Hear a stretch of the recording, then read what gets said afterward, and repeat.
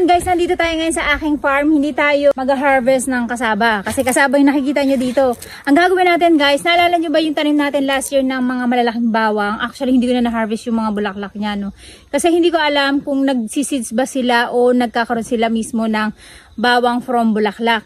Ngayon, hinayaan ko lang sila dahil maulan ng maulan palagi, nagkaroon sila ng parang amag. Hindi ko na siya na-harvest. And then, ang gagawin na lang natin guys, check natin yung ilalim kung ano itsura ng bawang niya sa loob. At ilang ano na to guys, ilang buwan na to mula nung tinanim natin. Actually, nung nag-travel kami sa Pilipinas, yun yung talagang timing na pag-harvest sa kanya. Kaya lang, wala nga time yung lola nyo that time at hindi tayo madalas magpunta dito sa ating farm. Kaya, napabayaan ko siya. Even yung kanyang mga seeds, hindi ko na rin na-harvest. Na hindi ko alam kung nagkaroon ba siya ng laman. Kasi nga, hindi siya nagkakaroon ng buto, kundi yung parang maliliit na bawang lang. So, dito ang ginagawa ng lola nyo ay tinatanggal ko na muna yung mga damo na tumubo sa ating taniman. Kasi hindi talaga ako madalas magpunta ngayon dito sa ating farm. Mula nung nagka-net siya. Ewan ko ba, iba yung ambience niya kapag walang net dun sa merong net. Parang tatawarin ka na talaga pumunta. Then after that guys, ay saka ko tinanggal yung mulch film natin para mas madali natin siya mabungkal. At good thing na lang guys talaga naka-mulch film yung ating mga bed rails, pati yung ating tinatapakan ay nakatarapal. Kaya hindi siya talaga tutubuan ng mga damo. Kasi kung wala yan guys, lakpas tao ang mga damo yan at ang hirap-hirap niyang pasukin. Lalo na kapag titingnan nyo kung paano nyo lilinisin. Tatama rin kayo talaga. Kaya good thing talaga ay na-secure natin yung paligid natin dito na hindi masyadong tutubuan ng damo. Tapos yung harvest nga pala natin mga bawang ngayon ay hindi na pangkain guys, kumbaga pangpunla na natin siya. Kinakailangan ko siyang hukayin. Actually siguro nag-uugat na tong mga bawang natin na nandito, kaya lang kinakailangan natin siya bungkalin kasi ulit yung lupa para malagyan natin ng another pataba bago natin tatakpan ng mulch film at saka natin ulit tataniman ng bawang ng panibago.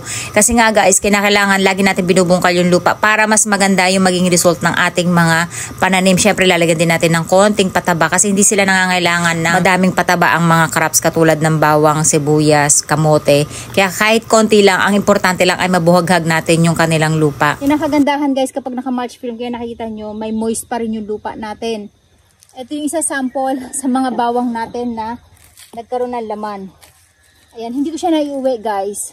So magiging, ano na lang siya, yung punla natin. Tingnan nyo guys.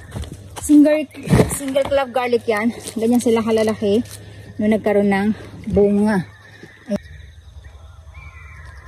Okay. Nag-uugat na siya ng panibago guys, pangpunla na. So ayan guys, ganito kalalaki yung naging laman ng ating garlic. Pero hindi pa to guys, sa isang tinanim natin na single clove ay naglaman siya ng ilang piraso.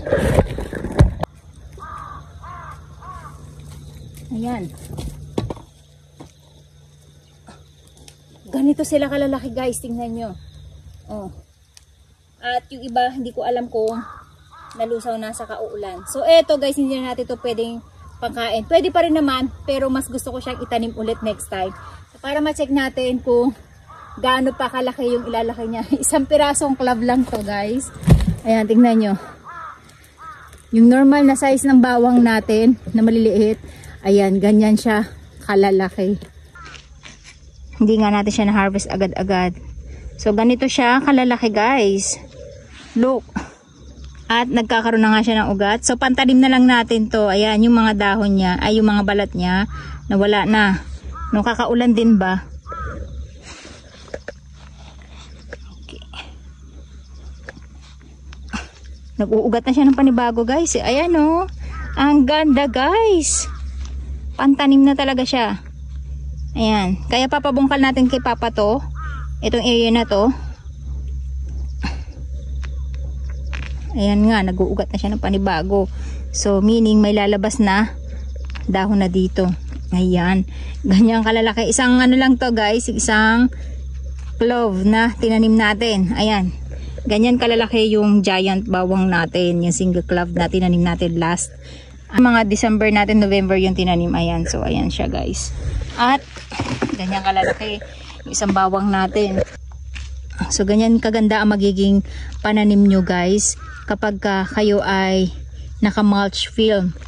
Tingnan nyo guys, giant bawang. Ang lalaki ng bawang natin, 'di ba? Pero yung isang buong malaki na tinanim natin, nagkaroon siya ng ng laman na hiwa-hiwalay. Ayan, nagkaroon siya ng Hindi na natin siya kakainin. Ang gagawin lang natin sa kanya ay itatanim na lang natin siya. Pero pwede din naman siyang kainin. Ayan, so ganyan siya kalalaki guys. At ang bango, grabe. At alam nyo ba yung bawang na yan, masarap yan, ihawin. Ay, eto guys, oh.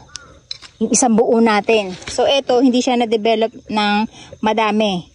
Ito yun, yung tinanim natin na single clove garlic. So, single pa din siya. As is pa din siya na single, guys. Ayan. Yung kalalaki yung bawang natin na na-harvest, guys. Ganito kalalaki. At yung amoy niya, grabe. Yung aroma ng bawang, bawang na bawang talaga siya. At alam nyo ba na napakasarap din ito na inihaw para rin siyang kamote. Ayan. Sulit na sulit yung isang bawang natin, guys, 'di ba? Yung laman ng single clove garlic pag tinanim natin ay ganito kalalaki yung kanyang magiging laman at ang tawag nga sa kanya ay giant bawang.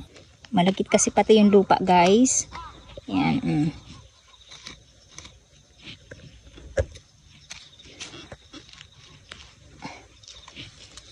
Ayan. Ito isa na durog natin. Ayan. Pantanim na natin. Grabe guys. Ang ganda nito pag tumubo itong bawang natin. Malalaking bawang yan. Sobra. Ayan. Wow. Grabe. Ang lalaki ng bawang natin guys. Kamote na siya eh. Oh. Yung size niya talagang kamote na. Ayan. Parang retro. Ang lagkit ng lupa. Ibasa.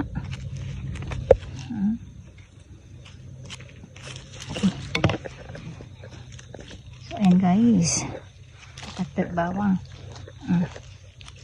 Ang gandang similya nito guys, alam nyo ba? Eto, sa mga magsasabi, kasi lakpas na ng buwan eh, kaya lumaki ng ganyan. Hindi po guys, variety niya talaga to. Ito po pala, may natira pang 3. Oh. Sayang, makakalay kayo na lang to ni Papa ng ng machine natin. Madudurog na lang siya. So pag nadurog, di na siya magiging similya. Ang lalaki. Ayan guys, diba? So ito, ang laki niya. Ayan, grabe. Tingnan nyo naman yung bawang natin guys. Wala nagbubulaklak ng buto, no? Kaya hindi natin siya mapadami. So aaralin ng lola nyo kung paano natin siya mapapakinabangan yung mga bulaklak niya next time. So ito ko na muna siya ilalagay. Guys, grabe. Isang buo. Isang buong bilog. Ito isa na, balatang ko.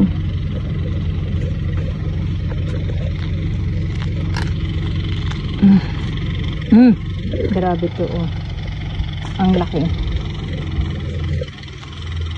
Oh, grabe siya guys. Oh. So ito, pag tinanim natin to, isang piraso na to, possible to na magkalaman pa siya ng 6 na ganito din guys. Diba? So hindi ko na alam kung nasan yung iba at baka mahalughog na lang to ni Papa na may bawang. So titingnan na lang natin next time at ayokong maghukay kasi baka mamaya ay sayang yung oras natin. Ayun, may isa pang bawang dito, oh. Tingnan nyo guys, oh. Diba? Actually kasi hanggang dito ko yung tinanim, parang ganun ang tanda ako eh. Tataba ng bawang na to guys. Ang dami natin magiging punla, similya. So magpapabungkal tayo kay Papa. Ayan. Ayan nyo guys.